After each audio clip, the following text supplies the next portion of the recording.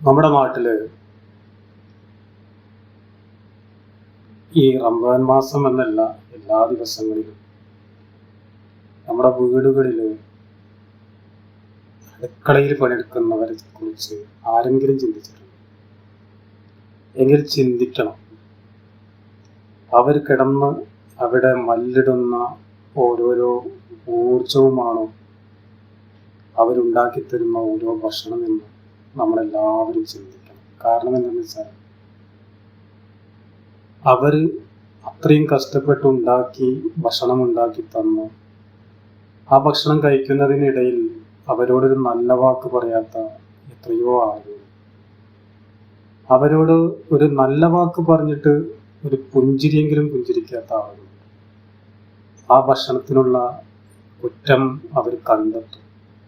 എന്തെങ്കിലും ആയിട്ട് ഭക്ഷണം രുചിയില്ല, ഉപ്പില്ല, എരിവില്ല, മസാല കുറഞ്ഞു, മറ്റത് മറിച്ചതെന്ന് പറഞ്ഞിട്ട് പലവരും അവരെ കളിയാക്കും. അപ്പം ഞാൻ ഈ വ്യക്തി ഇതിൽ പറയുന്നത് എത്ര കറക്റ്റാണെന്നറിയാമോ? അവര് റെസ്റ്റ് ഇല്ലാതെ പണിയെടുത്തിട്ടും അവർക്കൊരു അംഗീകാരം പോലും കിട്ടാത്ത, ഒരു റെസ്റ്റ് പോലും കിട്ടാത്ത എത്രയോ ഭാര്യമാരും ഉമ്മമാരും നമ്മുടെ വീടുകളിലുണ്ട്. നോമ്പും വീട്ടിലെ പെണ്ണും അത്താഴം കഴിക്കാൻ മൊബൈലിൽ അലാറം അടിക്കുക 3 മണിക്കാണ്. അവളുടെ ഉറക്കം കണ്ണുകൾ തുറക്കാൻ കഴിയാത്ത വിധം ശക്തമാണെങ്കിലും ഉണരാതെ കഴിയില്ലെന്നറിയാവുന്നതുകൊണ്ട് അവൾ ഉണരും. ക്ഷീണവും മടിയും മാറ്റി നേരെ അവൾ അടുക്കളയിലേക്ക്. പെട്ടെന്ന് ഫ്രഷായി അടുക്കളയിലേക്ക് കയറി അത്താഴത്തിനുള്ള ഭക്ഷണം ഉണ്ടാക്കാനുള്ളത് ഉണ്ടാക്കി, ചൂടാക്കാനുള്ളത് ചൂടാക്കി വെക്കും. അതിനുശേഷം മക്കളെയും ഉമ്മയെയും ഭർത്താവിനെയും അങ്ങനെ എല്ലാവരെയും അത്താഴത്തിന് വിളിച്ചുണർത്തും. ഒരു വട്ടം വിളിച്ചാലൊന്നും മക്കളെ ഉണർത്താൻ കഴിയില്ല. പലതവണ ആവർത്തിച്ച് വിളിക്കുന്നു. ഓരോരുത്തരായി മുഖം കഴുകി പല്ല് തേച്ച് ടേബിളിൽ വന്നിരുന്ന് ഫുഡ് കഴിക്കും. കൂട്ടത്തിൽ അവൾ ഓടി നടന്ന് ഭക്ഷണം കഴിക്കും. അതിനിടയിൽ ചിലർക്ക് ചായ, ചിലർക്ക് ചുടുവെള്ളം, ചിലർക്ക് പച്ചവെള്ളം, ചിലർക്ക് സ്പെഷ്യൽ കറികൾ. ഓരോരുത്തരും ഭക്ഷണം കഴിക്കുന്ന താല്പര്യത്തോട് അവൾ നോക്കി നിൽക്കും. ഒരു നല്ല വാക്ക് കേൾക്കാൻ അവൾ ആഗ്രഹിക്കും. പക്ഷേ പലപ്പോഴും അവൾ കേൾക്കുന്ന കുറ്റപ്പെടുത്തലുകൾ മാത്രമായിരിക്കും. കഴിച്ചവർ കൈ കഴുകിപ്പോയി കിടക്കും. അവൾ പാത്രങ്ങൾ എടുത്തു വെച്ച് കഴുകാനുള്ളത് കഴുകിക്കൊണ്ടിരിക്കുമ്പോൾ പള്ളിയിൽ നിന്നും സുബ്ഹി ബാങ്ക് കൊടുക്കും. അടുക്കള പൂട്ടി നിസ്കരിച്ച് അല്പം ഖുർആൻ ഓതുമ്പോഴേക്കും മക്കൾ ഉണർന്നു തുടങ്ങും. നോമ്പില്ലാത്തവർക്ക് ഫുഡ് വേണം, മക്കൾക്ക് സ്കൂളിൽ പോകണം. രാവിലെ ഉണർന്ന് അതിൻ്റെ പണി തുടങ്ങും. അത് കഴിഞ്ഞ് അലക്കണം, വീട് വൃത്തിയാക്കണം, മക്കളെ സ്കൂളിൽ വിടണം. നോമ്പില്ലാത്തവർക്ക് ഭക്ഷണം ഉച്ചക്കും കൊടുക്കും. അതിനിടയിൽ അവൾ നിസ്കരിച്ച് പ്രാർത്ഥിക്കും. പ്രായം ചെന്നവർക്ക് വേണ്ട സേവനങ്ങൾ ചെയ്യണം. ചിലപ്പോൾ ഉച്ചയ്ക്ക് ശേഷം ഇത്തിരി നേരം അവൾ ഉറങ്ങും. 4 മണിക്ക് ശേഷം നോമ്പ് തുറയുടെ പരിപാടി തുടങ്ങും.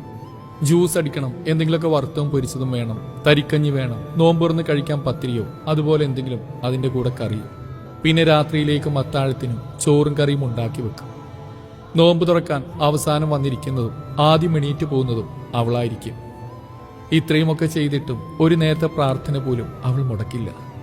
മക്കളെ ഭക്ഷണം കഴിപ്പിക്കുന്നു, പഠിപ്പിക്കുന്നു, കുളിപ്പിക്കുന്നു, അവരുടെ കാര്യങ്ങൾ നോക്കുന്നതിനൊപ്പം വീട്ടിലെ എല്ലായിടത്തും എല്ലാവരുടെയും കാര്യത്തിൽ അവളുടെ കണ്ണും കാതും കൈയും എത്തും.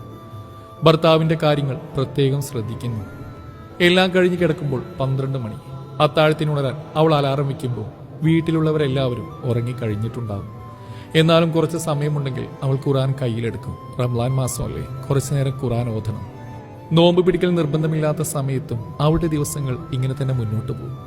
വീട്ടിൽ പുറത്തുനിന്ന് നോമ്പുറക്കാൻ ആരെങ്കിലും വിളിക്കുന്ന ദിവസം 1 മിനിറ്റ് പോലും വിശ്രമിക്കാൻ കഴിയാതെ കാലിൽ ചക്രഷൂ ഇട്ടതുപോലെ ഓടി നടന്ന് എല്ലാവളും ഒരുക്കണം. ഈ അവൾ ഓരോ കുടുംബത്തിലുമുണ്ട്. ആ അവൾ നമ്മുടെയൊക്കെ ഉമ്മയോ ഭാര്യയോ ആവാം. അവരെ നമ്മൾ മനസ്സിലാക്കി കഴിയാവുന്ന സഹായങ്ങൾ ചെയ്തു കൊടുക്കണം. അതവർക്ക് വലിയ ആശ്വാസമാവും. കുറച്ചു നേരം വീട്ടിലുള്ളപ്പോൾ മൊബൈലിനൊക്കെ വിശ്രമം കൊടുത്ത് അവളുടെ ഒപ്പം നിൽക്കാനുള്ള ഒരു മനസ്സ് കാണിക്കണം.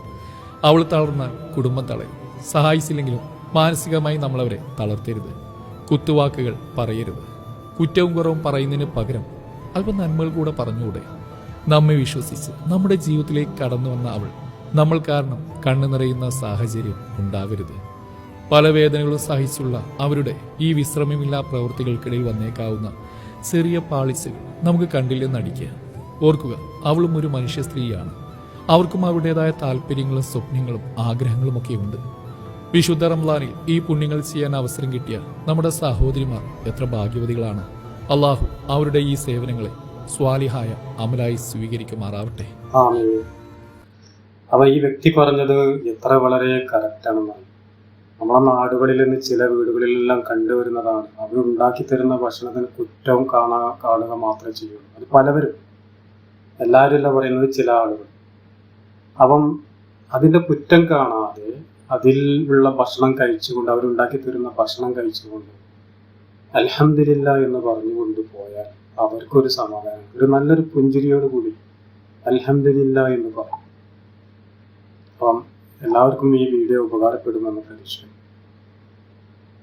ഇത്രയും പറഞ്ഞുകൊണ്ട് എൻ്റെ ഈ വീഡിയോ ഞാൻ വൈൻഡപ്പ് ചെയ്യുന്നു.